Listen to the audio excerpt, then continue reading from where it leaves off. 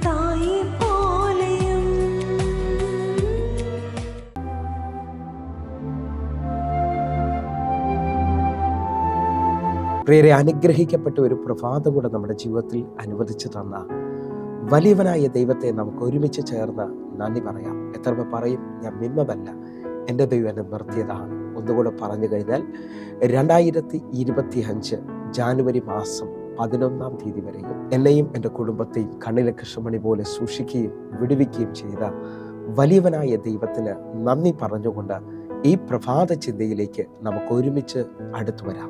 ദൂതനെ അയച്ച് എഴുന്നേൽപ്പിക്കുന്ന ദൈവം. പ്രിയരെ, പ്രാരംഭവാക്യത്തിലേക്ക് 1 രാജാക്കന്മാരുടെ പുസ്തകം 19-ാം അധ്യായം അതിന്റെ 7-ാമത്തെ വാക്യം. യഹോവയുടെ ദൂതൻ 2-ാം പ്രാവശ്യം വന്ന് അവനെ തട്ടി, എഴുന്നേറ്റ് തിന്നുക, നിനക്ക് ദൂരയാത്ര ചെയ്യുവാനുണ്ടല്ലോ എന്ന് പറഞ്ഞു. പ്രിയരെ, ഈ പ്രഭാതത്തിൽ ദൈവം നമ്മോട് ഇടപെട്ട അനുഗ്രഹിക്കപ്പെട്ട വചനത്തിനായി നമുക്ക് ഒരുമിച്ച് ചേർന്ന് ദൈവത്തിന് നന്ദി പറയാം. ഈ പ്രഭാതത്തിൽ എൻ്റെ കൂടെ എത്ര പേർ വിളിച്ചു പറയും, കർത്താവേ, ഞങ്ങളുടെ ദൂതനെ അയച്ച് ഞങ്ങളുടെ കരം പിടിച്ചുകൊണ്ട് ഞങ്ങളെ മുമ്പോട്ട് കൊണ്ടുപോകണമേപ്പാ.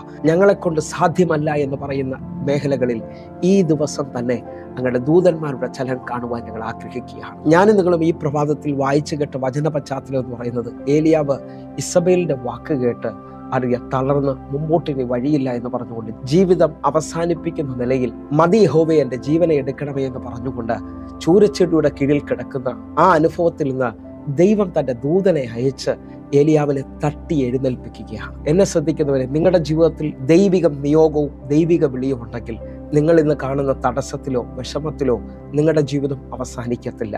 എൻ്റെ കർത്താവ് അതൊരു അത്ഭുതമാക്കി മാറ്റും. ഏലിയാവ് ജീവിതം അവസാനിപ്പിക്കണമെന്ന് പറഞ്ഞു, പക്ഷേ ഏലിയാവിനെ ജീവനോടെ സ്വർഗത്തിലേക്ക് ദൈവം എടുത്തുകൊണ്ടുപോവുകയാണ് ചെയ്തത്. വിശ്വസിക്കാമെങ്കിൽ ഏലിയാവിന്റെ മേളിൽ പ്രവർത്തിച്ച ദൈവം ഇന്ന് എന്നെ കാണുന്ന അനേകരുടെ മേളിലേക്ക് ദൈവത്തിന്റെ ദൂതന്മാർ വെളിപ്പെട്ടു വരാൻ പോവുകയാണ്. ഒന്നുകൂടെ നമുക്ക് ശ്രദ്ധിച്ചാൽ ദാനിയേലിന്റെ ജീവിതത്തിലും ഇതേപോലൊരു അനുഭവം നമുക്ക് കാണാൻ കഴിയും. ദാനിയേൽ പ്രവചനം 10-ാം അധ്യായം 18-19 വാക്യങ്ങൾ. അപ്പോൾ മനുഷ്യ സാദൃശ്യത്തുള്ളവൻ പിന്നെയും വന്ന് എന്നെ തൊട്ടു ബലപ്പെടുത്തി. 19-ാമത്തെ വാക്യം. ഏറ്റവും പ്രിയ പുരുഷ, ഭയപ്പെടേണ്ട, നിനക്ക് സമാധാനം, ബലപ്പെട്ടിരിക്കുക എന്ന് പറഞ്ഞു. അവൻ എന്നോട് സംസാരിച്ചപ്പോൾ ഞാൻ ബലപ്പെട്ടു.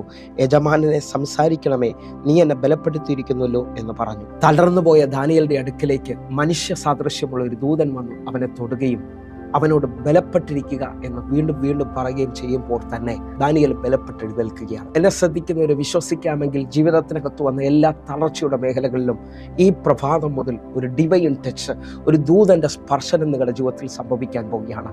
ഇനി മാനുഷിക തലത്തിൽ ഒരു വിടുതലില്ലെന്ന് പറയുന്നവർ, മുമ്പോട്ട് പോകാൻ വഴിയില്ലെന്ന് പറയുമ്പോൾ നിങ്ങൾ വിശ്വസിക്കാമെങ്കിൽ ഏലിയാവിന്റെ ജീവിതത്തിനകത്ത് ഇനി മാനുഷിക ചിന്തകൾക്ക് സ്ഥാനമില്ലാതെ നിൽക്കുമ്പോൾ ദൈവം തൻ്റെ ദൂതനെ അയച്ച് അവൻ ആഹാരം കൊടുക്കുകയും അവനെ യാത്രയ്ക്ക് വേണ്ടി ഒരുക്കുകയും ചെയ്യുന്നത് കാണാൻ കഴിയും.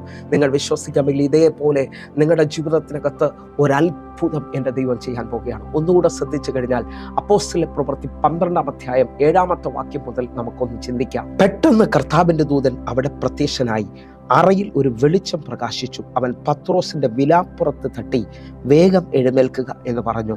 അവനെ ഉണർത്തി. ഉടനെ അവന്റെ ചങ്ങല കയ്യിൽ മേൽ വീണുപോയി. 8-ാമത്തെ വാക്യം, ദൂതൻ അവനോട് അരകെട്ടി ചെരുപ്പിട്ട് മുറുക്കുക എന്ന് പറഞ്ഞു. അവൻ അങ്ങനെ ചെയ്തു. നിന്റെ വസ്ത്രം പുതച്ച് എൻ്റെ പിന്നാലെ വരിക എന്ന് പറഞ്ഞു. എന്നെ ശ്രദ്ധിക്കുന്നവർ, ഈ വാക്യം എല്ലാവർക്കും സുപരിചിതമാണ്. ഹെരോദാവിന്റെ കാരാഗ്രഹത്തിൽ ഹല്ലേലൂയ ഇതാ പത്രോസ് ആയിരിക്കുകയാണ്. അടുത്ത ദിവസം ഹെരോദാവിന്റെ പ്ലാന് പത്രോസിനെ അവസാനിപ്പിക്കുക എന്നുള്ളതാണ്. എന്നാൽ ശത്രുവിൻ്റെ പ്ലാനിനേക്കാൾ വലിപ്പമായി ഇനി വഴിയില്ല എന്ന് പറയുന്ന സ്ഥലത്ത് ഇതാ ദൈവം തൻ്റെ ദൂതനെ അയച്ച് പത്രോസിനെ ആ കാരാഗ്രഹത്തിൽ നിന്ന് പുറത്തു കൊണ്ടുവരികയാണ്. നിങ്ങൾ വിശ്വസിക്കാൻ പറ്റുമെങ്കിൽ ഇതാ എൻ്റെ കർത്താവ് ഇന്ന് നിങ്ങളുടെ ജീവിത സാഹചര്യത്തിൽ മുമ്പോട്ട് പോകാൻ പറ്റത്തില്ലെന്ന് പറയുന്ന ഏതൊക്കെയോ മേഖലകളിൽ ഒരു ദൂതനെ അയച്ചുകൊണ്ട് ഒരത്ഭുതം ഈ ദിവസം നിങ്ങൾക്ക് വേണ്ടി ചെയ്യാൻ പോവുകയാണ്. ആ സാമ്പത്തിക മേഖലയിൽ, ആ രോഗക്കിടക്കയിൽ കർത്താവ് ഒരു അത്ഭുതം നിങ്ങൾക്ക് വേണ്ടി ചെയ്യാൻ പോകുന്നു. ദൂതനെ അയച്ച് കരം പിടിച്ച് എഴുന്നേൽപ്പിക്കുന്ന ദൈവത്തിൻ്റെ കരത്തിലോട്ട് നമുക്ക് നമ്മളെ തന്നെ ഒന്ന് സമർപ്പിക്കാം. കണ്ണുകളൊന്ന് അടയ്ക്കാം, പ്രാർത്ഥിക്കാം. ഞങ്ങളെ സ്നേഹിക്കുന്ന ഞങ്ങളുടെ നല്ല കർത്താവേ, പൂർണ്ണ ഹൃദയത്തോടെ ഞങ്ങൾ ഒരുമിച്ച് ചേർന്ന് പ്രാർത്ഥിക്കുന്നു. ഈ പ്രഭാതത്തിൽ ഞങ്ങളുടെ ദൂതന്മാർ ഞങ്ങൾക്ക് വേണ്ടി ചലിക്കുന്നതിനായി സ്തോത്രം. ഒരു അത്ഭുതത്തിനായിട്ട്, ഒരു സാമ്പത്തിക വിടുതലിനായിട്ട്, ഒരു ദൈവ പ്രവൃത്തിക്കായി അങ്ങയുടെ ദൂതന്മാർ ചലിക്കുന്നതിനായി സ്തോത്രം. അങ്ങ് അത്ഭുതം ചെയ്തതിനായി നന്ദി. ആമേൻ, ആമേൻ. പ്രിയരെ, പ്രഭാത സന്ദേശം നിങ്ങളുടെ ജീവിതത്തിൽ വലിയ അനുഗ്രഹമായി എന്ന് വിശ്വസിക്കുന്നു. എങ്കിൽ നമ്മുടെ യൂട്യൂബ് ചാനൽ സബ്സ്ക്രൈബ് ചെയ്യുകയും ഫേസ്ബുക്കിലേക്ക് നിങ്ങൾ ജോയിൻ ചെയ്യുകയും ചെയ്യണമെന്ന് ഓർപ്പിക്കുന്നു. അതേപോലെ തന്നെ അല്ലെങ്കിൽ എല്ലാ ദിവസവും ഇന്ത്യൻ സമയം 6 മണിക്ക് നമുക്ക് സൂമിൽ ആരാധന നടക്കുന്നു. ആയിരങ്ങൾക്ക് അത് അനുഗ്രഹമായിട്ടുണ്ട്. നിങ്ങളെ ഞാൻ ക്ഷണിക്കുന്നു. എങ്കിൽ അടുത്ത ദിവസം കാണുമ്പോഴേയും സ്വർഗത്തിലെ ദൈവം നിങ്ങളെ കാക്കുമാറാകട്ടെ. God bless you. ആമേൻ.